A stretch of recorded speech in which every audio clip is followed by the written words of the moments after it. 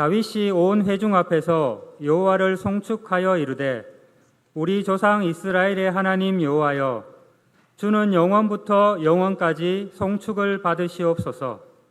여호와여, 위대하심과 권능과 영광과 승리와 위엄이 다 주께 속하였사오니 천지에 있는 것이 다 주의 것이로소이다. 여호와여, 주권도 주께 속하였사오니 주는 높으사 만물의 머리이심이니이다. 부와 귀가 주께로 말미암고 또 주는 만물의 주제가 되사 손에 권세와 능력이 있사오니 모든 사람을 크게 하심과 강하게 하심이 주의 손에 있나이다. 우리 하나님이여, 이제 우리가 주께 감사하오며 주의 영화로운 이름을 찬양하나이다. 함께 읽겠습니다. 나와 내 백성이 무엇이기에 이처럼 즐거운 마음으로 드릴 힘이 있었나이까. 모든 것이 주께로 말미암아 싸우니 우리가 주의 손에서 받은 것으로 주께 드렸을 뿐이니이다. 자, 오늘 이 시간에도 역시 섬김의 삶 살기 우리 5번째 말씀을 이어가겠습니다. 자, 우리가 이렇게 64년의 역사를 맡고 있는 것부터가 사실은 누군가의 눈물겨운 섬김 덕분이죠. 14년 된 우리 세교성년도 마찬가지고, 누군가의 섬김이 없었다면 결코 있을 수 없는 오늘을 우리는 보내고 있는 겁니다. 여러분, 막말로 주일 예배만 하더라도 지난 63년 동안 매년 52번의 예배를 드렸을 테니까 63 곱하기 52 하면 이게 3276번의 주일 예배를 드렸는데, 그 예배 때마다 빠지지 않고 자리를 지켜주신 여러분 같은 그런 분들뿐만 아니라 찬양으로, 성가로, 안내로, 차량으로, 주방봉사로, 주일학교 교사로, 또 방송으로, 예배당 청소로라도 하여튼 이모저모로 섬겨주심의 결과물이 저는 오늘이라고 생각합니다. 자, 그런 점에서 정말 담임 목사로서 여러분에게 진심으로 감사드리고, 그분들 모두에게 또 이미 가신 천국 가신 분들까지 포함해서 그냥 우리 따뜻한 박수로도 한번 축복하고, 정리하겠습니다. 우리 옆에 분들에게도 수고하셨습니다. 옆에 분들에게도 수고하셨습니다. 우리 골동에 계신 분들도 너무 감사드리고 하나님이 꼭 복 주시기를 바랍니다. 자, 그래서 오늘 제가 드리고 싶은 말씀도 이렇게 오늘 우리의 누림들이 다 누군가의 섬김의 결과물을 드리라면 우리도 그래야 하지 않겠는가. 우리 예수님도 이 땅에 오신 목적이 섬김을 받기 위함이 아니라 섬기려 하고 자기 목숨까지 대속물로 많은 사람들을 위하여 내어주기 위함이라고 하셨으니, 예수님의 제자된 우리도 어쨌거나 도전받아야 할 대목이라고 생각합니다. 우리 한번 따라합시다. 섬기며 살자, 섬기며 살자. 섬기며 사는 것이 복되다. 시작. 섬기며 사는 것이 복되다. 아멘. 여러분, 제가 성경을 이렇게 읽다가 요한복음과 요한일서에 보면은 하나님이 누구신지에 대한 명시적인 정의가 4개가 나오거든요. 여러분, 한번 잠깐 설명을 드려보면, 첫 번째 요한복음 1장 1절에 보면 태초에 말씀이 계시니라, 이 말씀이 하나님과 함께 계셨으니 이 말씀은 곧 하나님이시니라 그랬어요. 자, 여기에 하나님이 뭐라고 설명되어 있죠? 말씀이시다. 말씀이 하나님이시고 하나님이 말씀이시다. 따라합시다. 하나님은 말씀이시다. 자, 결국 그러므로 하나님은 말씀이시라는 건데, 그렇다면 이것은 우리에게 어떤 도전을 주느냐 하면은, 하나님이 말씀이시라면 우리가 하나님을 믿는다는 것은 말씀을 믿는 거구나, 이렇게 연결될 수 있는 거죠. 그런 점에서 이 하나님에 대한 자기소개는 우리에게 더 말씀 따라 사는 삶을 도전하고 있다고 생각해요. 자, 두 번째 하나님에 대한 요한의 소개는 요한복음 4장 24절 말씀인데, 자, 여러분 잘 아시는 하나님은 영이시니 예배하는 자가 영과 진리로 예배할지니라. 자, 따라해 보시겠습니까? 하나님은 영이시다. 자, 영적 존재이시다. 그러므로 이것은 우리에게 또 어떤 도전을 주느냐? 하나님은 영이시므로 우리가 그 하나님을 만나려면 반드시 예배해야 한다. 하나님의 영이시므로 그 영이신 하나님을 우리가 만나려면 예배를 통해서만 만날 수 있고, 그 영적 만남으로만 우리의 감정도 지배해서 우둔한 사람은 지혜롭게 바꿔주고, 무능한 사람은 능력으로 바꿔주고, 두려운 사람은 평안으로 인도하시고, 슬픔은 기쁨으로, 낭망은 소망으로 다 바꿔주시는 영적 존재이다. 아멘입니까, 여러분? 세 번째 요한이 말한 하나님에 대한 명시적 소개는 요한일서 1장 5절 말씀인데, 우리가 그에게서 듣고 너희에게 전하는 소식은 이것이니 곧 하나님은 빛이시라. 빛이시라. 그에게는 의미 조금도 없으시다는 것이니라. 따라합시다. 하나님은 빛이시다. 자, 그러니까 하나님은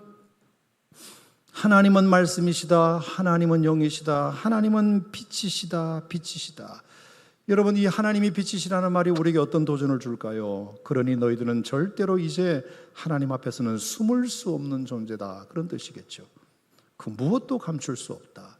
사람들은 몰라도 하나님은 아신다. 남몰래 네가 한 선한 행위도 하나님이 아시고, 남몰래 한 너의 죄도 하나님이 다 아시고. 왜? 하나님은 빛이시니까.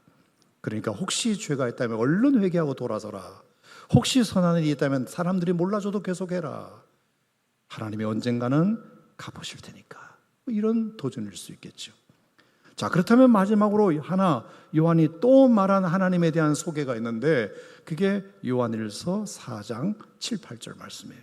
자, 이것은 우리가 다 같이 한번 읽어보실까요? 시작. 사랑하는 자들아, 우리가 서로 사랑하자. 사랑은 하나님께 속한 것이니 사랑하는 자마다 하나님으로부터 나서 하나님을 알고, 사랑하지 아니하는 자는 하나님을 알지 못하나니 이는 하나님은 사랑이심이라. 자, 여기에 하나님의 명시적 정의는 뭐냐? 하나님은 사랑이시다. 따라합시다. 하나님은 사랑이시다. 믿습니까, 여러분? 정말로 우리가 믿는 하나님은 사랑 그 자체이시고, 사랑의 원형이시고, 사랑의 본체세요. 자, 그렇다면 이것은 또 우리에게 어떤 도전을 주느냐? 당연히 우리도 하나님의 사랑을 받은 만큼 우리도 그 하나님을 사랑해야 한다는 도전을 주는 거겠지요. 자, 그런데 재밌는 걸 보면 그 하나님의 사랑의 구체적 방법이 재밌어요. 그것은 우리가 서로 사랑하는 것에 있다. 이렇게 되어 있어요. 자, 그 다음 우리가 11절 말씀에도 보면 사랑하는 자들아, 하나님이 우리를 이같이 사랑하셨은즉 우리도 서로 사랑하는 것이 마땅하다. 자, 하나님은 우리를 사랑하셨는데 그 하나님의 사랑에 대해서 우리가 사랑을 갚으려면 하나님께 갚는 것이 아니라 이웃에게 갚는 거다. 이 뜻이잖아요. 여러분, 세상에 이런 놀라운 말씀이 어디 있어요?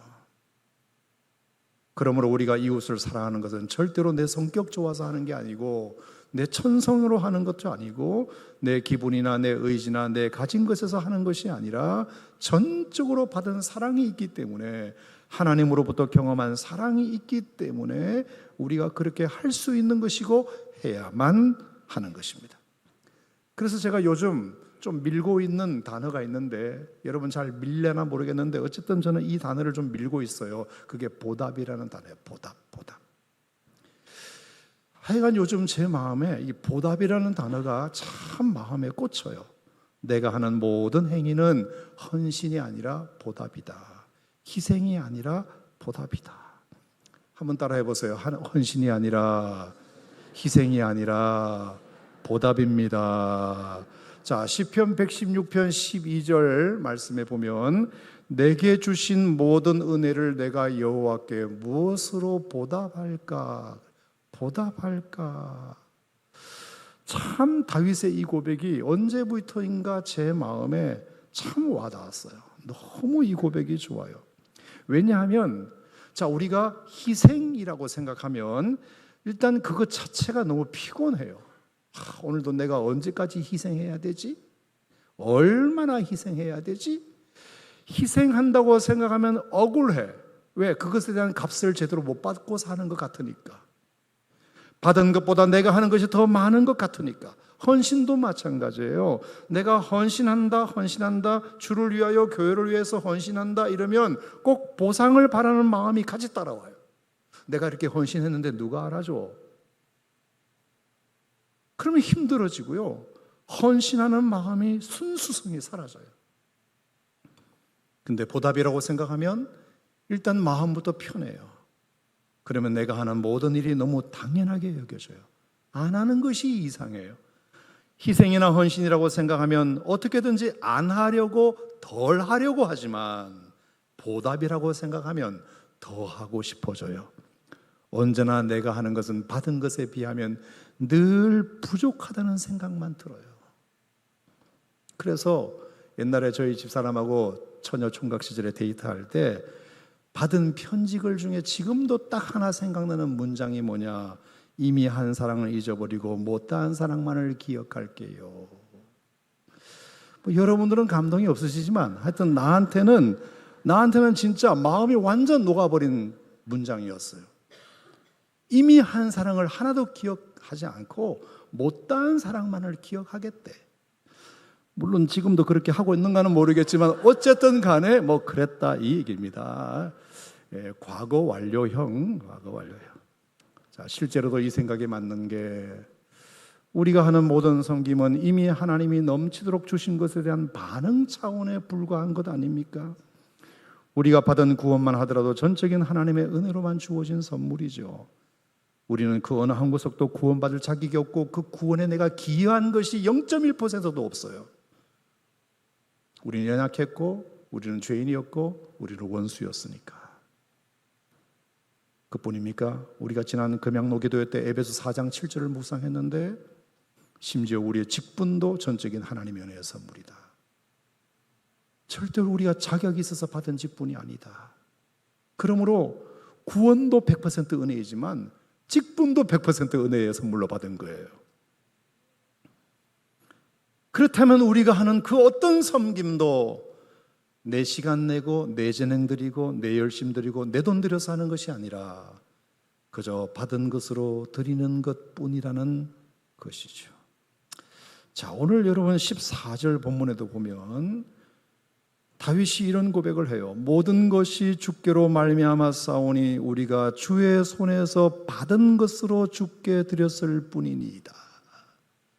자, 한번 따라해 보세요. 모든 것이 주께로 말미암았으니 주의 손에서 받은 것으로 드렸을 뿐입니다. 동의하십니까, 여러분?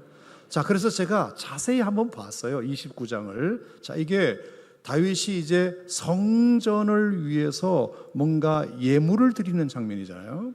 여러분 아시는 대로 다윗은 예물을 드리기는 했어도 본인이 짓지는 못했어요. 아들 솔로몬이 지었지. 그런데도 자기가 지을 성전도 아니면서도 예물은 드리고 싶어서 준비했는데 그 양이 자그마치 얼마냐?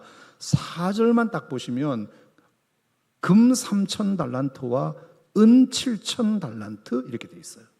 여러분 개념이 없으실 것 같아서 제가 계산 한번 해봤는데, 자, 금 3,000달란트는 이게 한 달란트를 키로로 34kg로 치면 10만 2천 킬로가 3,000달란트예요. 자, 이걸 금은 한 돈, 두 돈 그러잖아요. 그러면 이게 돈으로 계산하면 2,720만 돈의 금이고요. 금한 돈에 20만 원씩 계산하면 무려 5조 원 정도 된대요. 저는 여러분이 5조 원이라고 해도 안 놀라는 이유를 알아요. 왜냐하면 개념이 없기 때문에 평생 그 돈을 못 만져볼 거기 때문에. 게다가 은 7,000달란트. 그러면 도대체 다윗은 성전을 짓기 위해서 얼마나 자기 것을 많이 바쳤냐. 근데 놀라운 고백은 뭐냐. 그렇게 자기 것을 전 재산을 드리듯이 바쳐놓고도 모든 것이 주께로 말미암아 싸우니 저는 주의 손에서 받은 것으로 드렸을 뿐입니다. 하나님.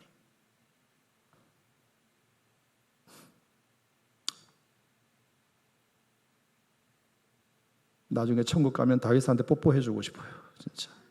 어떻게 그런 고백을 할 수 있냐. 우리는 요만큼 해놓고도 자기 자랑하는데 그렇게 많이 드려놓고도 하나님, 제가 받은 게 너무 많아서 받은 것으로 드렸을 뿐입니다. 결국 우리의 섬김이라고 하는 것은 받은 걸로 하는 거구나. 그 마음이 있으면 그건 섬김이 맞고 그 마음이 없으면 섬김이 아니구나. 참 이런 걸 보면은 믿음이 훌륭한 사람은 참 이런 고백과 자세가 남다른 것 같아요. 제가 생각할 때.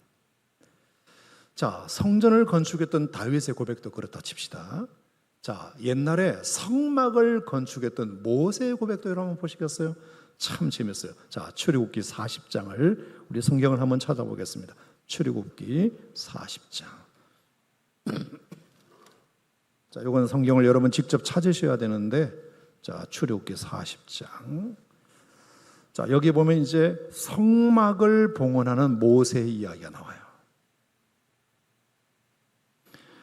자, 출애굽기 40장 성막을 봉헌하는 모세를 한번 가만히 보세요. 자, 출애굽기 40장 1절을 제가 폈는데요.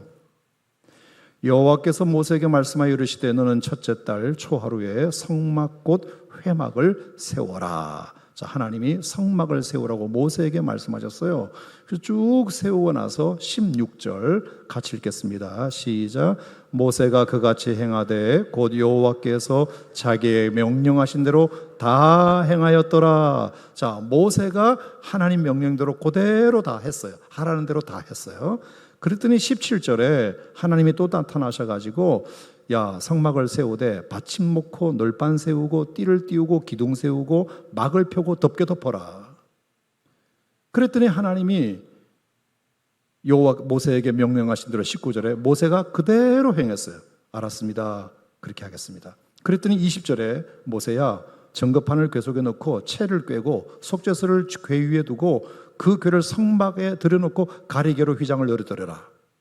그랬더니 또 21절 끝에 보니까 여호와께서 모세에게 명령하신 대로 그대로 행했어요. 그랬더니 22절에 모세야 이제는 휘장 밖에 상을 놓고 그 상 위에 떡을 놓고 떡을 놔라. 그랬더니 23절 끝에 여호와께서 모세에게 명령하신 대로 그대로 해가게 됐어요. 그랬더니 24절에 야 모세야 이제는 등잔대를 놓고 상과 마주하게 하고 등잔대 불 켜라. 불 켜라. 그랬더니 25절에 모세가 그대로 했어요. 26절에 야 모세야 향단을 휘장 앞에 두고 향기로운 향을 살라라. 향을 피우라. 그랬더니 모세가 27절에 그대로 했어요.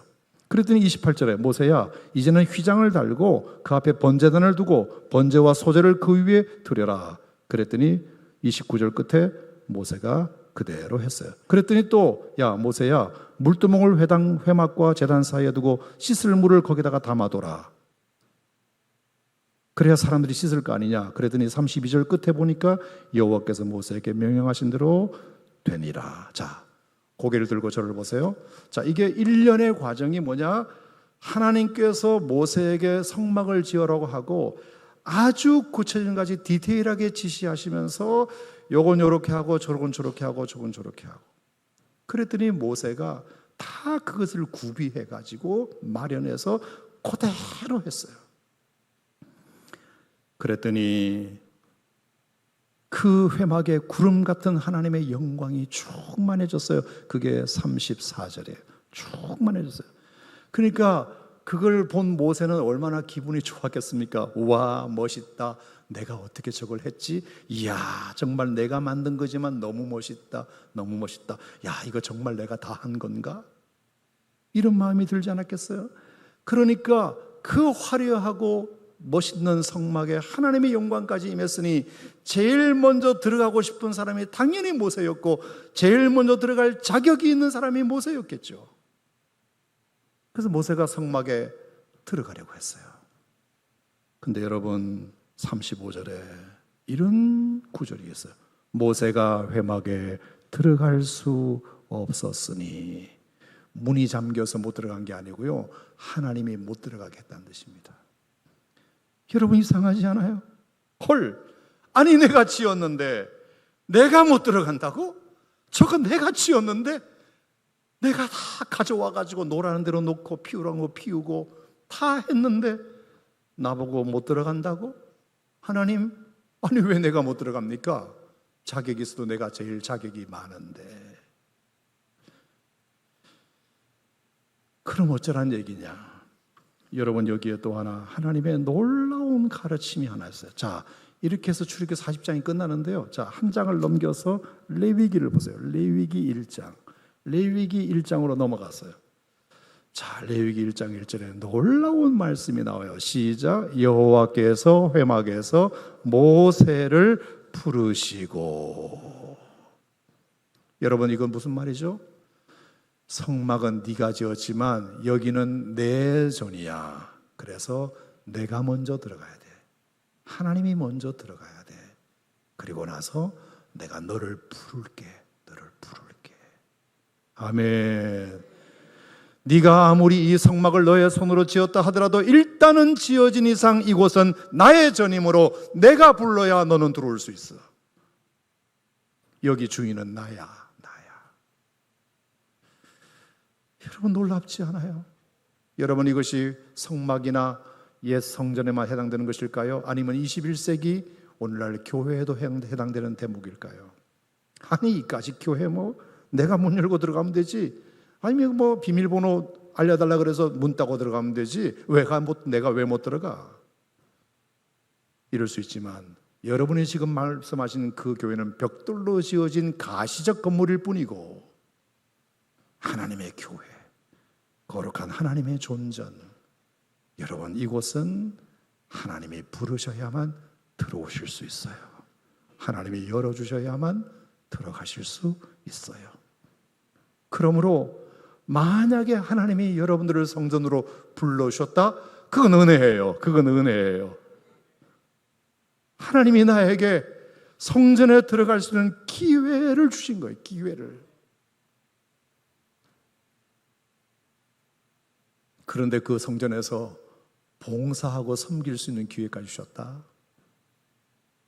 예배드릴 수 있는 기회, 섬길 수 있는 기회, 언제든지 들어갈 수 있도록 하나님이 허락하셨다는 것은 그 자체가 은혜라고요, 여러분. 저는 여러분, 이 생각을 우리가 하면서 하는 것이 저는 여러분에게도 좋다고 생각해요. 그렇지 않으면 금방 교만해져요. 작은 것 조금 해놓고서 마음 높아지고 뽐내고 자랑하고 보상받고 싶어하고 알아주기를 바라고.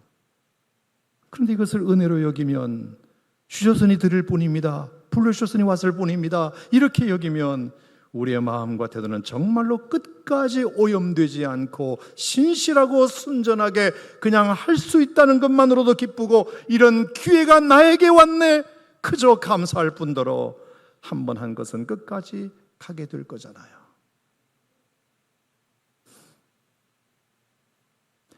여러분, 제가 참 자주 드린 얘기입니다만 어쨌건 저는 전도사 생활을 경기도 파주 금천에서 했는데 딱 토요일 주일 두 번 가서 봉사했지만 어쨌든 중고등부 사역하면서 교회 아이들이 2배로 늘어나고 또 성가대 지휘하면서 진짜 그 교회 역사상 단 한 번도 못했던 성가 발표회를 금촌 예식장 빌려서 해보고, 그때 핸드벨도 이게 되게 생소할 텐데 그때 제가 연습시켜가지고 핸드벨도 하고, 그랬더니 목사님이 너무나 좋아하셨어요. 그래서 원래는 제가 교회 뒷방에서 잤는데요, 목사님이 그때부터 자기 사택에 와서 자래요. 그래서 그 목사님 여동생이 있는데 다른 방으로 옮기고 저를 그 여동생 방에 전사님 여기서 주말에 지내라고. 하여간 너무 대우를 잘 받았어요. 여러분 물어보세요. 권순례 목사님께 물어보시라고. 목사님이 하여튼 한 10년 저 떠나고 나서도 전도사는 김종훈 전사처럼 해야 된다고. 그래서 제 뒤에 오는 전사님이 조금 힘들었대요. 그런데 3년 차에 제가 다 말씀드릴 수는 없는데 뭔 일이 생겼어요. 어느 집사님이 돈 몇 푼으로 조금 제게 잘해주시는 집사님이 생겼어요. 저에게 주일마다 용돈을 탁탁 집어주시는 거예요. 그러면서 이제 그 집사님이 살짝 목사님과 나를 이간질시키려는 느낌을 받았어요. 제가 자꾸 나한테 돈 주고 그리고 목사님 얘기하고. 제가 딱 그 순간 정신을 바짝 차렸어요. 나 이러다가 나 베리겠다. 그리고 목사님께도 죄 짓는 일이 되겠다 싶어가지고 4월달 부활절 끝나고 나올 시기가 아닌데 나와버렸어요. 제가 목사님께는 대학원 공부가 많아서 사역 병행이 힘들다고 둘러대고, 사실 공부와 사역이 하나도 병행한다고 힘들지 않거든요. 근데 그 핑계를 대고 나왔어요. 난리가 났죠. 청소년부 애들도 성가대원들도 목사님도 하지만 뿌리쳤어요. 지금도 그 담임 목사님은 제가 그만둔 이유를 모르세요. 그러니까 어디 가서 말하시면 안 돼요. 자, 그래서 나왔는데 한두 주 오랜만에 사역을 안 하고 쉬었다? 너무 좋아요. 아, 쉬니까 좋더라고요. 주말에 아무래도 안 가고. 근데 세 번째 주 되었는데 도저히 좀이 쑤셔가지고 견딜 수가 없어요. 저는 아무리 바빠도 여지껏 사역을 쉬어본 적이 없는 사람인데 이날 이때까지 오죽하면 제가 군목 제대할 때 10월 24일 날 성탄 예배드리고 26일 날 오산침례교회 왔잖아요. 제 마음이 안 되겠다 싶어가지고 사역을 해야 되겠다. 그래서 아무 교회라도 나오면 무조건 간다. 묻지도 않고 따지지도 않고 나는 간다. 이런 딱 마음을 먹고 기다렸는데 제 친구 목사가 미국으로 유학을 간대요. 그래서 자기 자리가 비는데 올래네요. 그래서 저는 묻지도 않고 따지지도 않고 무조건 가겠다고. 그래서 약속을 하고 첫날 딱 갔는데 잘못 왔구나. 묻지도 않고 따지지도 않는 게 이게 실수였구나. 제가 가보니까 첫 번째 4개가 마음에 안 들었어요. 첫 번째 저보고 성가대원 베이스 파트를 하래요. 나 지휘했던 사람인데 성가대 베이스 대원을 하라는 거예요. 일단 첫 번째 그게 조금 자존심 상했고, 두 번째 중고등부 협동 전도사를 하래요. 중고등부 사역을 내가 전임을 맡아서 했던 사람인데 협동을 하래요. 그냥 시간 될 때 도와주는 사람들이에요. 세 번째, 토요일 주일만 늘 사역하는데 금요일부터 오래요. 여기는 금요 철야부터 참석해야 되는데, 그래서 와서 준비 찬송을 나보고 인도하래요. 네 번째, 숙소는 선교원에서 잘해요. 애들 의자 붙여가지고 매트리스 깔고. 나는 담임 목사님은 사택에서 잤던 사람인데 이 4가지가 잘못 왔구나. 그 친구까지 원망해서 왜 나한테 이런 교회를 소개시켰냐고. 하지만 어떡하겠습니까? 저는 한 번 또 결정하면 끝까지 또 가는 성향이 있기 때문에 무슨 뜻이 있겠지 하고 2, 3주 정도 기다려봤는데 제가 후회했고 그 친구 원망했던 저를 얼마나 후회했는지 몰라요. 딱 2, 3주 만에 정리가 되었어요. 자, 첫 번째 베이스 파트 대원부터 말씀드리면, 그때 지휘했던 전도사님이 너무 지휘를 잘하는 거예요. 지휘를. 저는 지금까지 했던 지휘는 정말 후루꾸였어요. 후루꾸. 전문용어로 후루꾸. 정말 폼도 멋있고, 그래서 제가 지금 지휘하는 폼을 그 전도사님한테 다 배웠어요. 야, 저렇게 지휘하면 진짜 멋있다. 그리고 곡도 지금까지 제가 썼던 곡은 다 뭐 엘리야의 하나님, 고등학교 때 불렀던 거, 뭐 여호와는 나의 목자시니, 또 뭐 이런 거 있잖아요. 또 본향을 향하네, 뭐 이런 거. 그런 구닥 아닙니다. 어쨌든 간에 그런 노래만 했는데 최신 성가곡을 그분이 줄줄이 갖고 오는데 너무 좋은 거예요. 차곡차곡 제가 이 악보를 내가 언젠가 써먹게 되리라. 내가 이 전사님한테 지휘 배우고 노래 배워야 되겠다. 야, 하나님이 좋은 기회 주셨네. 두 번째, 협동전도사. 그분이 전도사까지 하시는데 제가 한 2번 참석을 했는데 세상에 저는 그렇게 설교 잘하시는 분 처음 봤어요. 중고등부 설교. 아이들 눈에 딱 맞춰서 너무너무 재미있게 설교를 하시는 거예요. 알고 봤더니 그분은 한국 기독교 수양관이라고 불광동에 있어요. 거기에 캠프 지도자세요. 그러니 저하고는 따라갈 수가 없는 분이세요. 그분이 지휘를 하시고 중고등부 사역을 하고 계셨어요. 그래서 저 전사님한테 내가 설교를 좀 배워야 되겠다.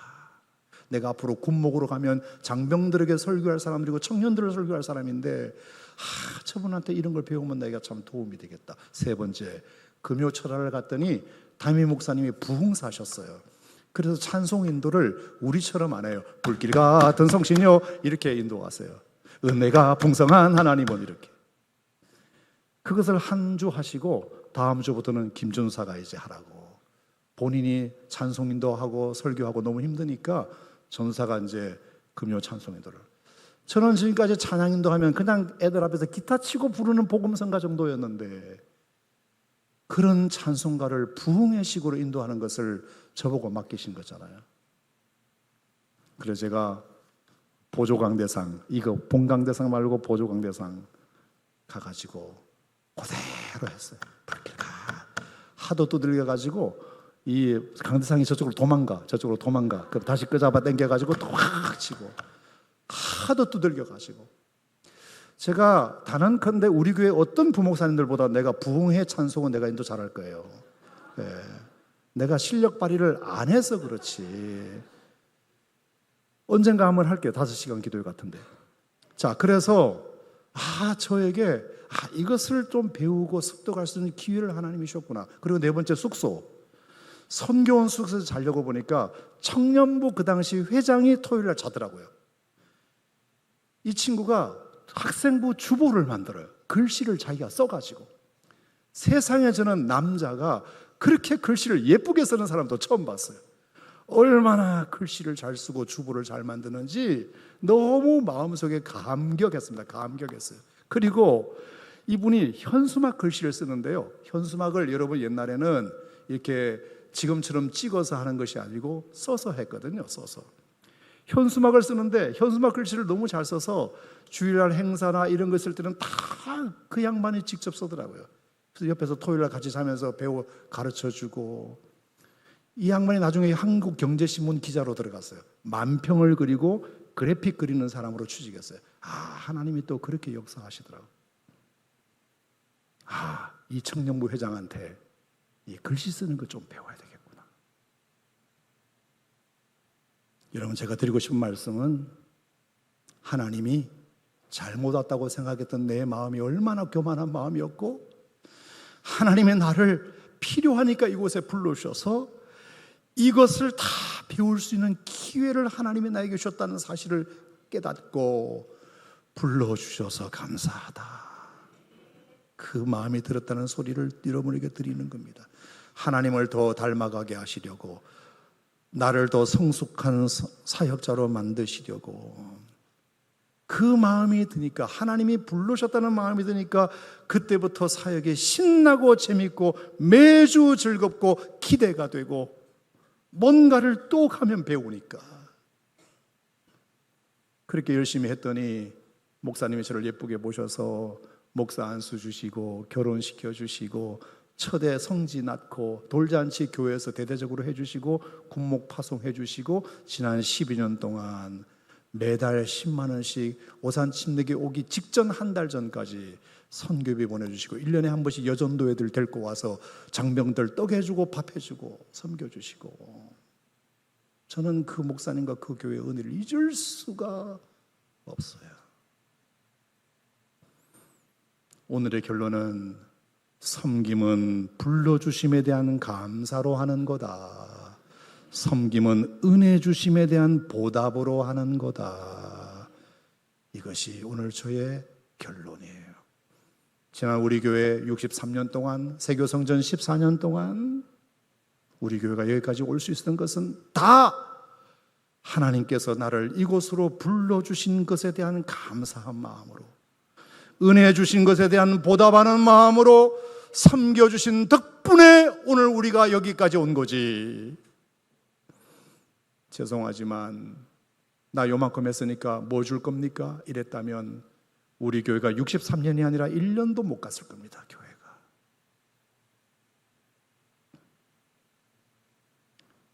63년을 맞는 저와 여러분들에게 주님 주시는 이 마음이 있으셔서 정말 섬김으로 교회 세우고, 섬김으로 하나님께 영광 돌리고, 섬김으로 여러분도 복받는 그런 주인공이 되셨으면 좋겠습니다. 믿으시면 아멘. 기도하겠습니다. 하나님 아버지, 우리의 섬김은 불러주심에 대한 감사로 하는 거다. 은혜 주심에 대한 보답으로 하는 거다. 받은 것이 있어서 드리는 것뿐이다. 우리가 이거 꼭 기억하게 하여 주시옵소서. 우리가 모세처럼 다윗처럼 그런 고백이 있는 섬기는 주의 백성들이 되게 해 주시옵소서. 우리 교회 세교성전 14년, 골동 63년이 그냥 된 게 아니고 다 이렇게 하나님 나 이곳에 불러주셔서 감사해요. 은혜 주심에 대해서 보답하는 거예요. 받은 것으로 드리는 것뿐이에요. 이 마음을 가진 분들 덕분에 우리 교회가 여기까지 온 줄 믿사오니 우리가 앞으로도 우리가 이런 마음으로 주님 섬기고 교회 섬기고 그러므로 말미암아 나도 복을 받고 공동체도 유익한 그런 섬김을 이어가게 하여 주시옵소서. 예수님 이름으로 기도합니다.